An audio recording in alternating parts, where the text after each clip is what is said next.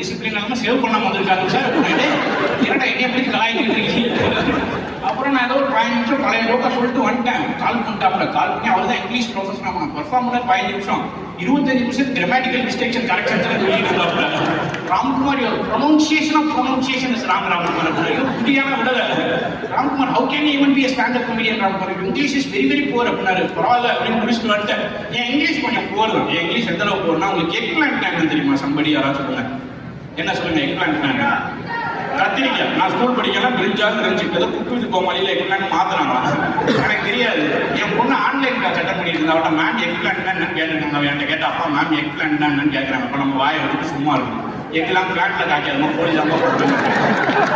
அதை மேம் சொல்லிட்டா மேம் எங்க அப்பா எக்கு பிளாட்ல காய்க்காது போலி தான் போடுன்னு சொல்றாரு மேம். இப்ப மேம் கூட 1-on-1 எஸ்கலேஷன் மீட்டிங் இருக்கு எனக்கு. ஆனா அதெல்லாம் போய் ஹேண்டில் பண்ணி எக்லாண்ட் லெவல் இங்கிலீஷே மோசம்னா ஹை ஃபவுண்ட் இங்கிலீஷ்லாம் பயங்கர மோசம்.